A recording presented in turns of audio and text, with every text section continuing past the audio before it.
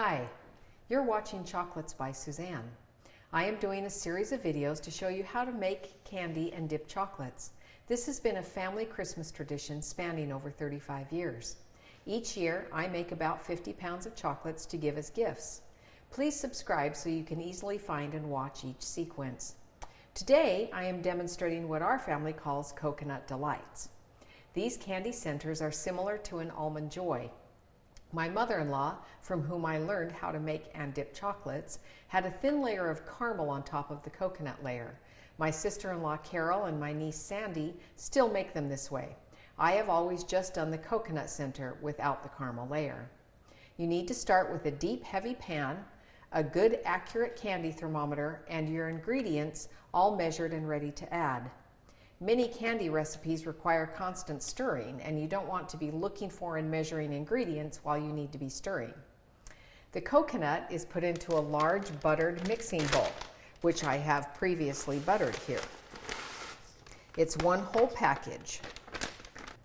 The packages of sweetened coconut that you buy at the store are 14 ounces, so I adjusted the recipe to use that amount. In your pan, add 1 1/4 cups light corn syrup,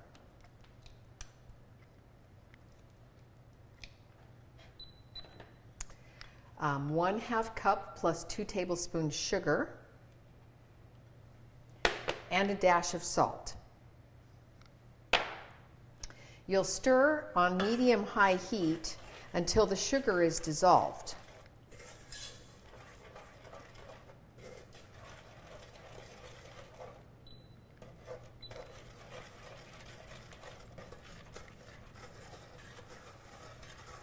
Once you get your sugar dissolved, you will want to use a pastry brush moistened in hot water to wash down the sides of the pan to dissolve any remaining sugar crystals.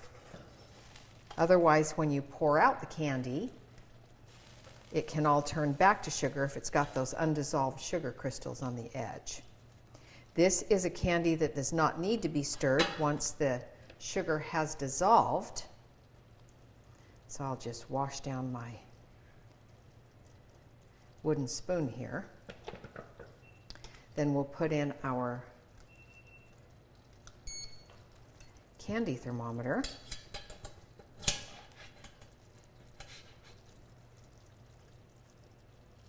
This candy we're going to cook to softball stage, which is about 230 degrees. And once your mixture is boiling, you can add 1/3 cup of chopped almonds. Softball stage can be anywhere from 228 to 235 degrees. On my thermometer, and for this elevation and altitude, 230 works really well.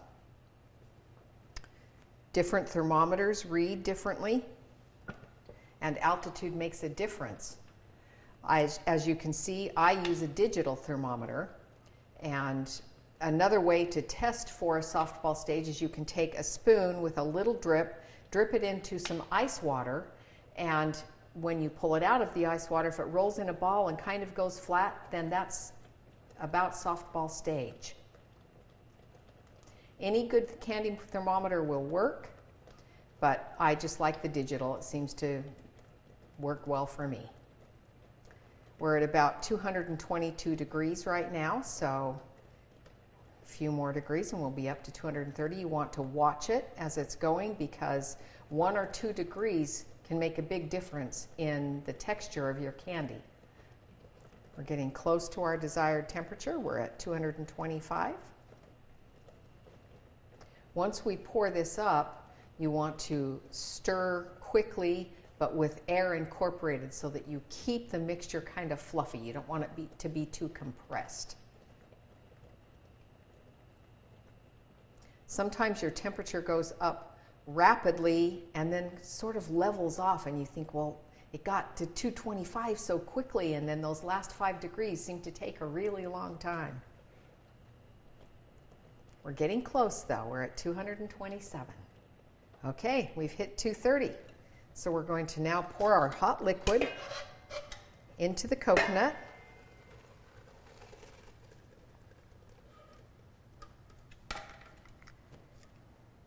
You can use a spatula to scrape. Make sure it's one that can handle the high heat.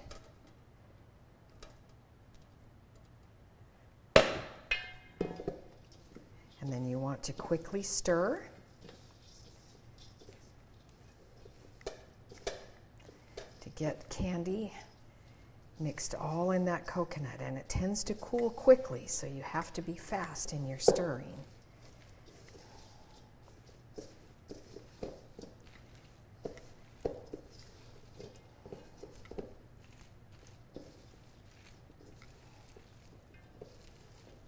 Okay, once you've got that coconut incorporated, you pour up into your pan.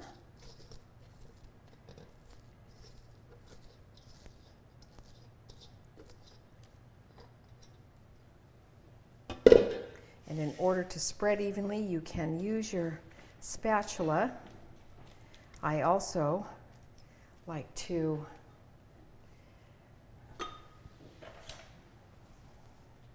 use rubber gloves that I only use for candy making.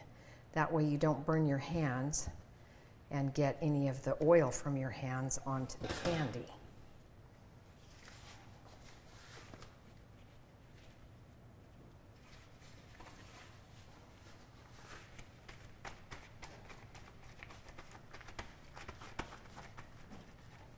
This is still pretty soft and pliable, so you have a few minutes to work with it and get it even in your pan.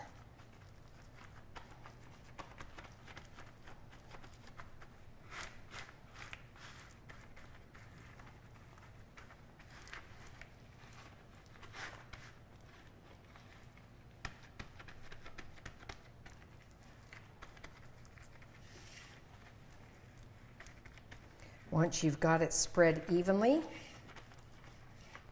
you'll let it cool. You can put it in the fridge, or you can just leave it out in a nice cool room and let it cool. And once it's cooled, you can cut it up into the desired pieces. This particular recipe should make about 100 1 by 1 inch pieces of candy. And as I mentioned in an earlier video, my niece designed and had fabricated these stainless steel pans that are slotted in 1 by 1 inch increments so that you get evenly cut pieces of candy. She will be selling these on her website very soon, and I will let you know when that happens. If you're serious about candy making, the right tools can make all the difference. Each recipe will appear below the video.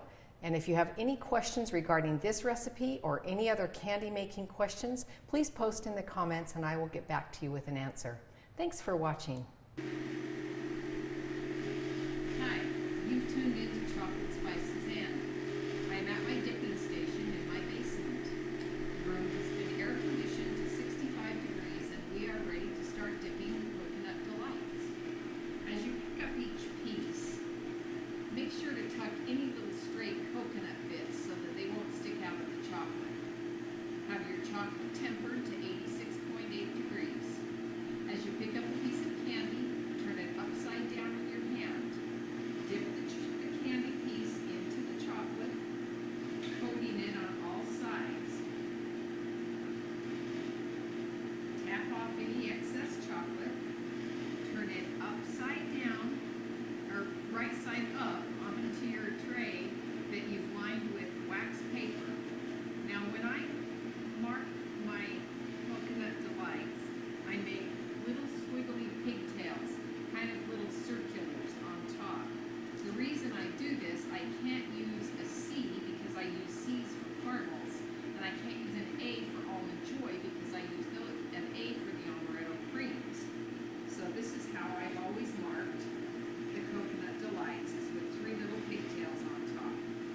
Again, dip it in the chocolate, making sure it's totally coated. Turn it in your hand to see.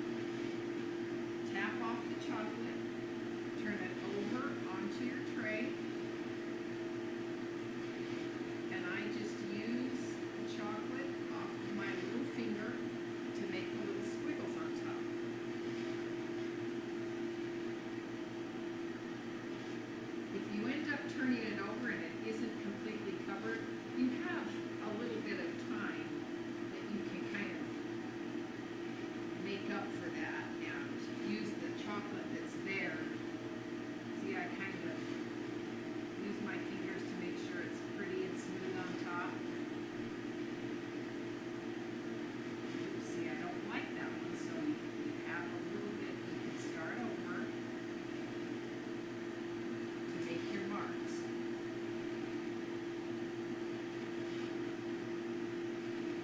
take trial and error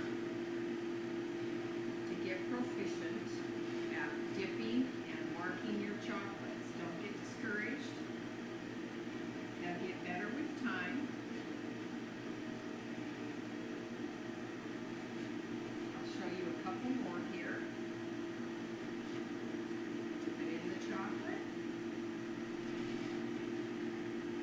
Look at it carefully on all sides. And make your marks.